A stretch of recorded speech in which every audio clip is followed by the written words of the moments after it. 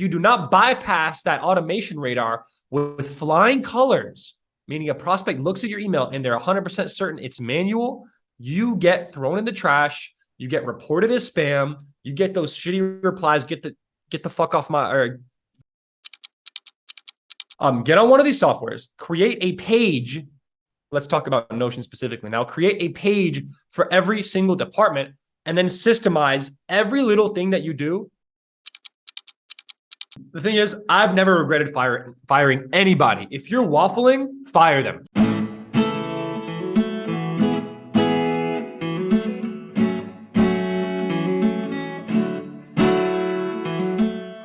Cool. All right, you beautiful motherfuckers. We are back for another amazing agency series. I brought on my man here, Ty Frankel. And Ty is just one of those cool dudes in our industry. And, he's worked with a lot of the big brands, which is part of like what we're going to talk about is like, instead of chasing all this little shit, Ty's worked for Ford and Red Bull and a bunch of kind of like A-list kind of people. His agency's done 1.3 million. They're probably going to hit 2 just from royalties alone. And he's got a super cool Facebook group where they're jamming a lot about outreach and how to do it, in my opinion, the right way. Cause like I see so many people doing the please kind sir, I have SEO product and come buy it. And it's just, Ty's doing it about in the way where you're actually like really opening up real relationships and doing that in a way where you're having real buying conversations and doing that where, you're talking to real people and adding value. So firstly, my brother, thank you for doing this. Thank you so much, Frankie. It's a pleasure, man. I've been a fan of your group and your stuff for, I think, past couple months I've been on Facebook. So this is awesome. Dude, by the way, I just want to point out that I love your awesome setup. As people have pointed out many times, I roll with a very ghetto setup and you are like a professional. I dig that.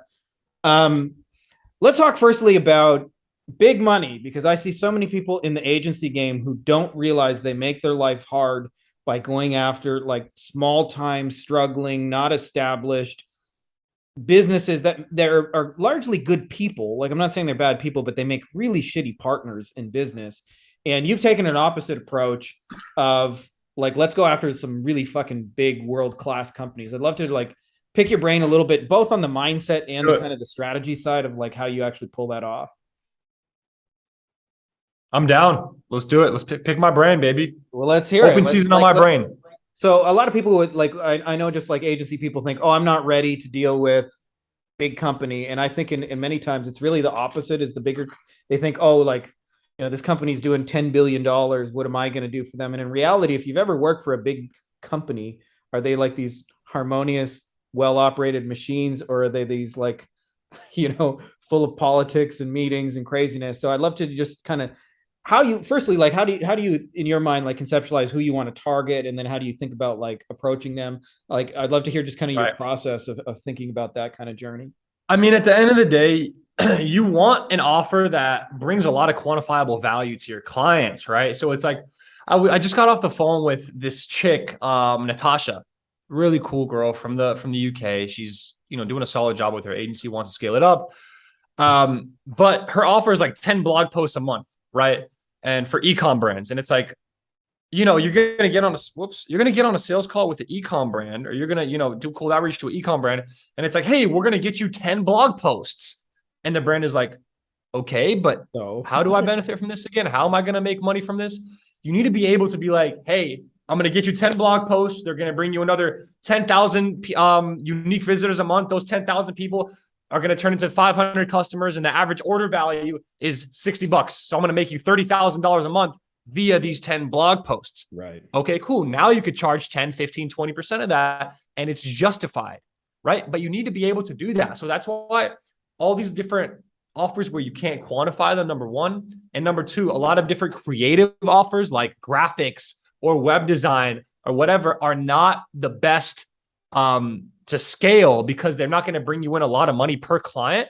And it's also very hard to, almost impossible to quantify the offer, right? If you're doing web dev, I would look at it from a perspective of CRO. So you could quantify the offer, right? I would look at it from a perspective of, hey, you're going to get this many new leads. You always want to quantify your offer, both in the marketing, right? So before you get on a call with your prospect, and also on the call with the prospect. If you're going to make someone $100,000 a month, it's very easy to charge them $10,000. But if you don't have if there's no value, if there's no like quantified value in your offer, it's very hard to charge a lot. Like you don't like the prospect's not going to know how much you're actually worth.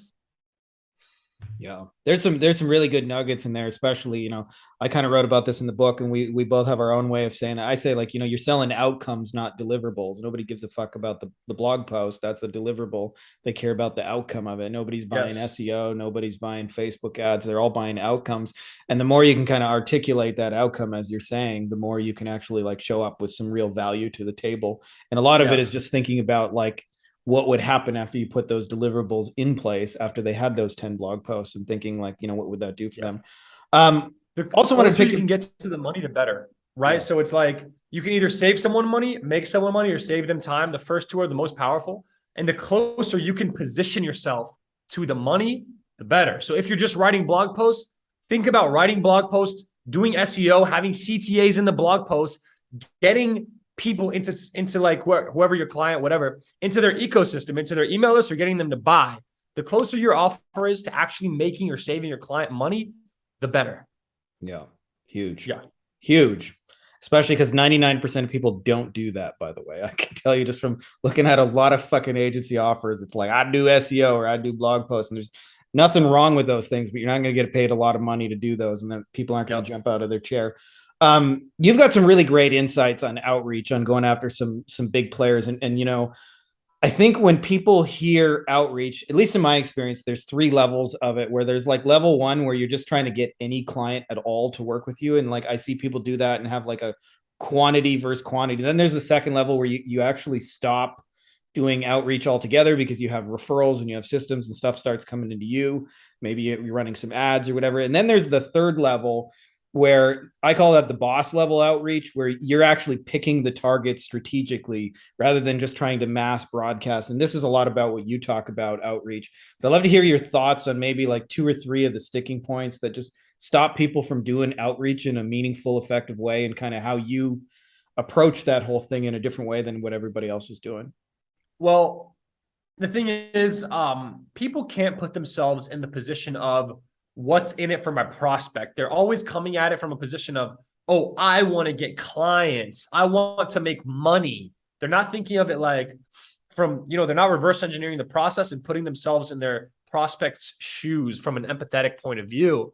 Once you do that and you really reverse engineer what the prospect wants and what the prospect looks for in a cold email, then it's very easy to craft something that's attention grabbing and captivating, right? Like, what every single prospect, every single person you email has what I like to call an automation radar. Okay. And basically they look at an email, especially prospects in niches that are more seasoned and they've gotten more cold emails. They're going to be able to look at your email and within a fraction of a second, tell if it's automated or if it's manual, if this person reached out directly to me. If you do not bypass that automation radar with flying colors, meaning a prospect looks at your email and they're 100% certain it's manual, you get thrown in the trash, you get reported as spam, you get those shitty replies, get the fuck off get me off your email list. Okay. So the first thing you want to do is bypass that automation radar. Once you do that, once you get their attention, it's all about the offer, right? So at the end of the day, it's really not that complex. Cold email is actually very simple. There are only cold outreach, right? There's only a few principles that you need to understand, but you need to truly understand them at a high level. Yeah. Right. But once you do, you're good. Like the thing is, people want this quick fix. They want, I want to give me a script that I'm able to use in my cold email, that I'm just able to copy this cold email template and I can get a 20% response rate. Right. At the end of the day, scripts are not going to do much. Scripts are, maybe they'll work for a few days, few weeks, then they're not going to work. And then it's like, okay, well, how do I pivot? You need to know the mechanism of how to cold email. You need to know the mechanism of consumer psychology, right? Of how to appeal to your prospects in a genuine, sincere way. Once you know that, you can get super creative, create your own shit, and get way better results than anyone else. That's how you get the crazy good results. Yeah. You know how to do it and you create your own shit. I call that skill set, by the way, opening a buying conversation. And a lot of people think I want great closers. And I'll tell you, if closers don't know how to open buying conversations, they might close like 2 deals a year. But if they know how to open a buying conversation, they really almost have unlimited opportunities. So it's such a important skill set. And to your point, I actually remember on scripts, Ty Lopez had a course for like getting started with social media marketing. Different spelling, of course, Ty. But he was one of the things he did is like he included a script, and he sold about 60,000 copies of that course or something like that. And so everybody was sending the same script. And I'm sure like on day one, the script worked. But after, everybody copies and pastes it, it just doesn't have that kind of same effect. And, like one of the things that you've done is like figured out how to like stand out and be different. Like you called it the automation radar, which is so spot on to that point.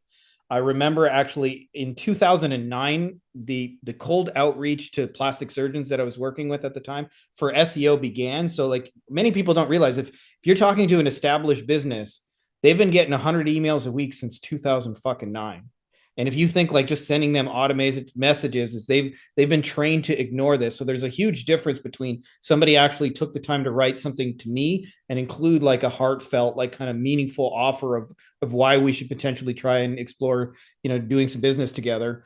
One other thing I want to talk to you about, Ty, and this is probably, I know you got an awesome Facebook group since I'm part of it and see all the your awesome posts in there.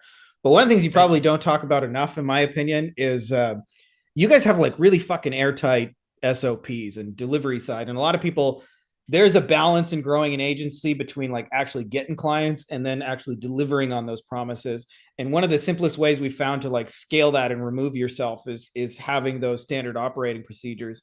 And you got some pretty airtight shit. I would love to know, for those people who've never done this process before, what does it look like? How do you know when you're there? And then like kind of what is the outcome when you actually have created these kind of airtight processes and procedures?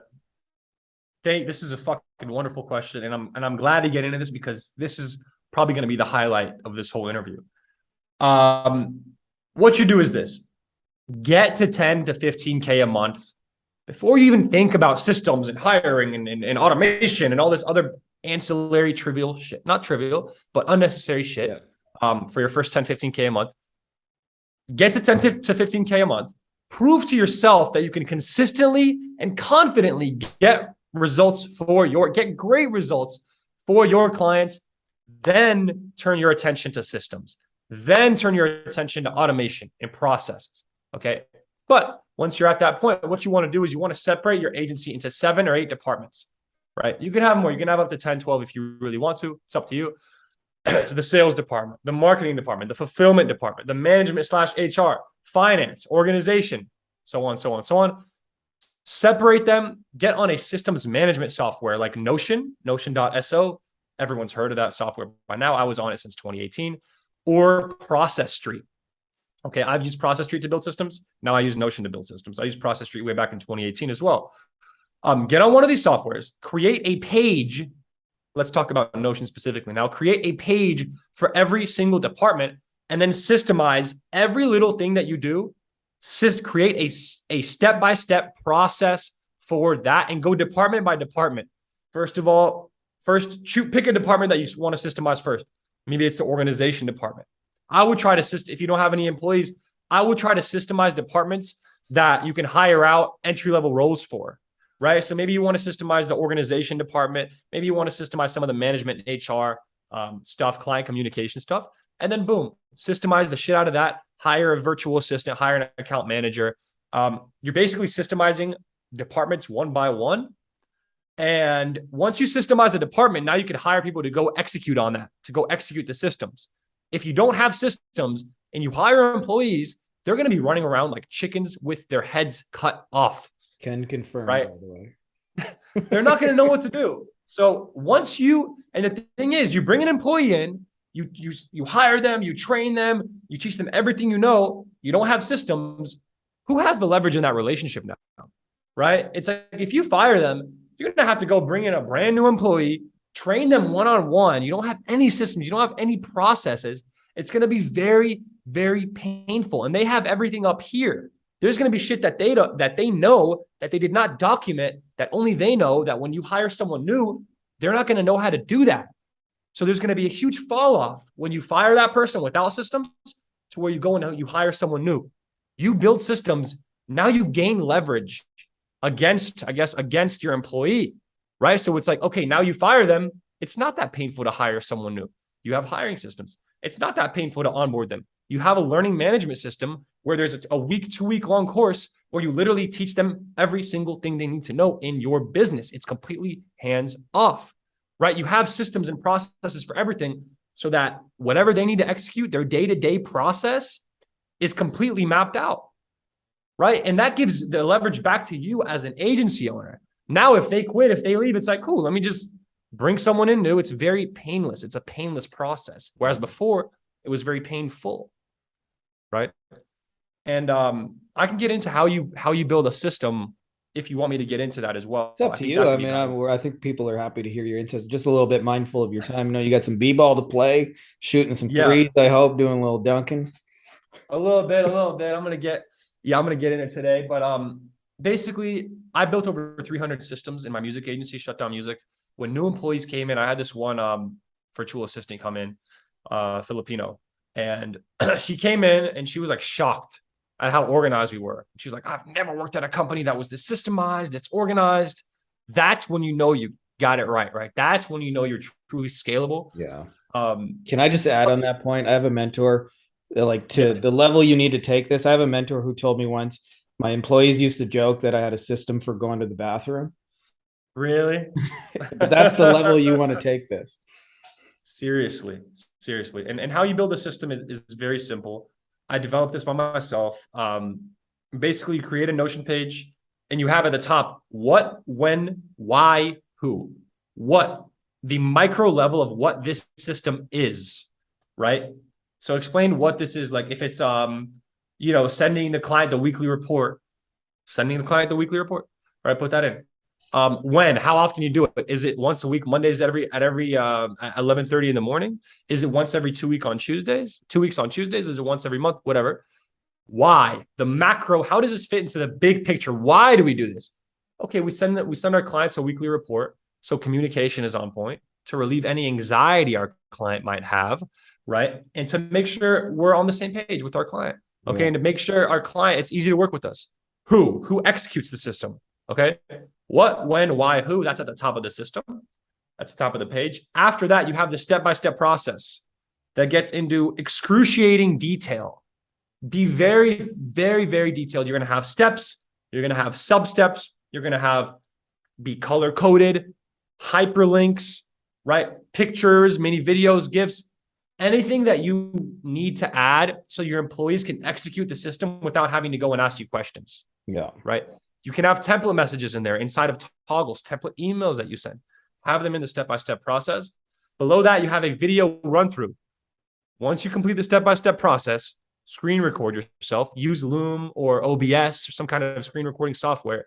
Go through the system once, explain the thought process behind the sub-step, behind the sub-steps, right? Screen record. And then when an employee gets lost, they'll be able, instead of going to you, the key here is getting you out of your business. Right. So when they get lost in the step-by-step process, potentially they can now go and watch the video. And if you have a great step-by-step process and a very thorough video run through, you're not going to have employees coming to ask you questions. And then at the bottom, any resources. So anything that you hyperlinked in the step-by-step process, any external links, any third-party tools they need to use, any resources, you just go and you hyperlink them all under the resources little subsection.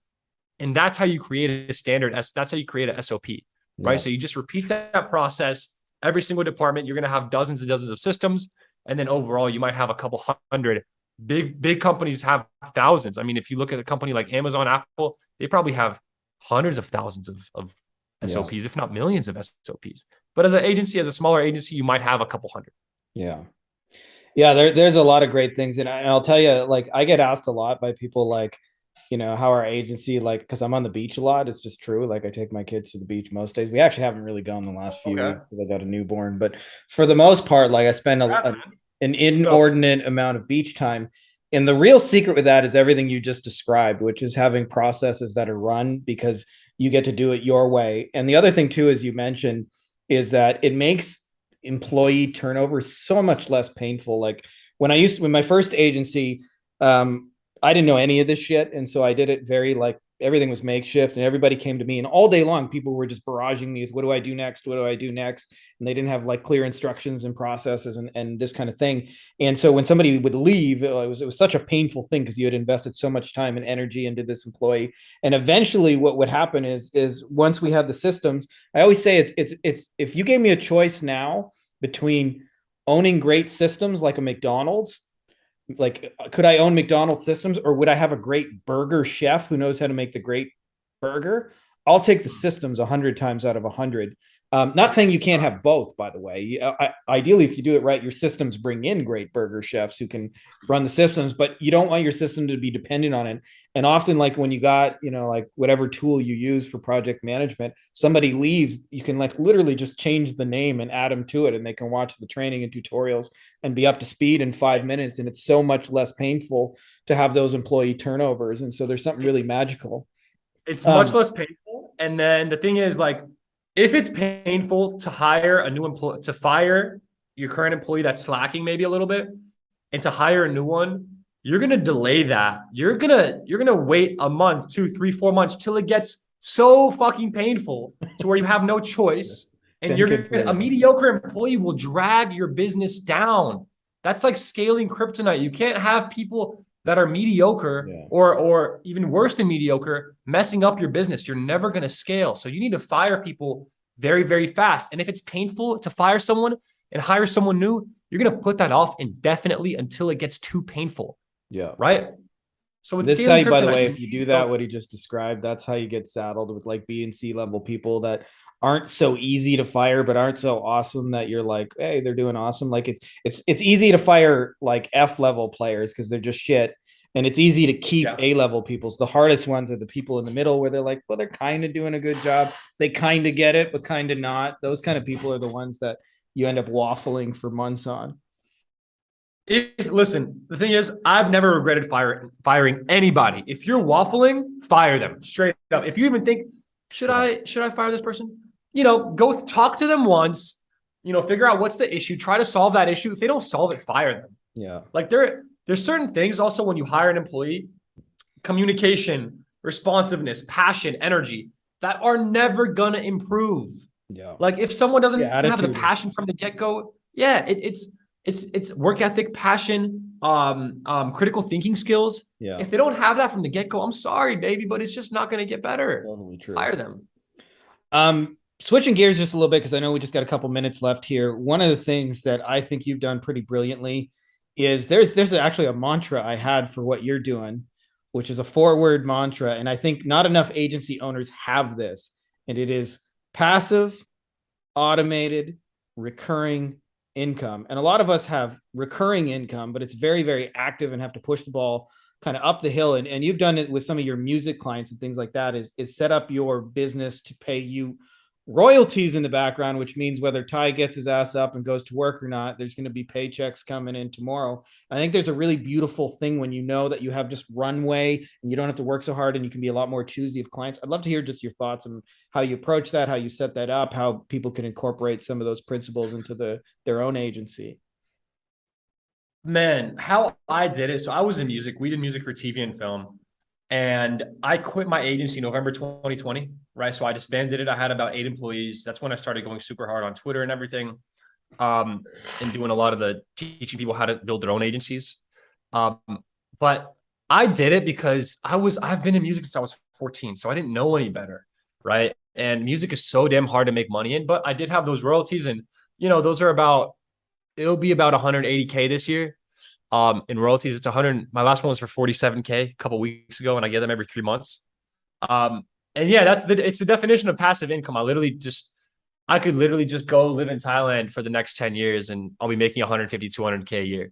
Yeah. Right. But it's different. Just as a general rule for those of you guys listening, in my experience, $10,000 you don't have to do shit for a month is way more valuable than 100,000 you got to go work your ass off for. It's a general rule. Listen, if you're an agency, you want those back-end royalties, you have to become so damn valuable that you just demand those. I mean, you want to be so damn valuable that you get equity, that you can get royalties, points on the back end. You can do that. A lot of agencies just don't bring that kind of value. But listen, if you're top 0.01% at your craft, if you're the best at your craft, you can do whatever you want.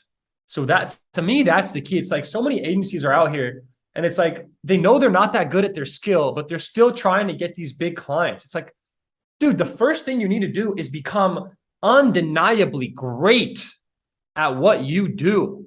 At that point, get one or two clients. You're going to have the best case studies in the world. And it's going to be very easy to get clients. You're going to get a shit ton of referrals and you're going to be able to leverage those case studies and testimonials to get a ton more clients. Yeah. And when you're the best at the world, you can demand whatever you want. There's no salary cap in the agency world, right? Like in the NBA, like if there was no salary cap, LeBron would be getting paid $200 million a year, right? Steph Curry would be getting paid $150, $200 million a year. There's no salary cap in the agency world. So be so damn good that they can't deny you, right? And then you can basically do whatever you want at that point. Yeah. That's what I see this as. A lot of it too, I would say, just in addition, is like kind of structure wise, because I've seen, a lot of e-com guys do this. They'll say, hey, we want a percentage of ad spend. That's almost, it's a couple levels removed from a royalty, but it's the same idea. As people don't realize you can even ask for it, but often what works in one industry with very little adaptation works in another industry. Just because I know you got a role, brother. I'll put some links below for people, but how about give us a shout out? How can we follow you? How can we learn how can we learn more? How can we give you money? Man, how do we give you money? Well, join my Facebook group. I mean, it's called $1M. So $1 million agency secrets. I'm in there, by the way, you guys, just to throw that up. Yeah. Hey, Frankie's in there. A lot of people you probably know are in there. I just try. The thing about me is like, man, I'm filled with love. I'm filled, like, I genuinely want to help people as much as possible. And I know all these other gurus are like, oh, I want to help people. But in the music industry, I objectively made the best modern music in the industry. I could not sleep at night if I was not the best. My products, I genuinely need them to be the best, or I don't want to make money. I just like make the best shit. I cannot sleep at night. I've been that way since I was a kid. I just strive for greatness, and I think it shows. I think it shows in a lot of my free content.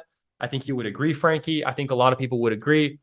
You can take Ty's outreach stuff.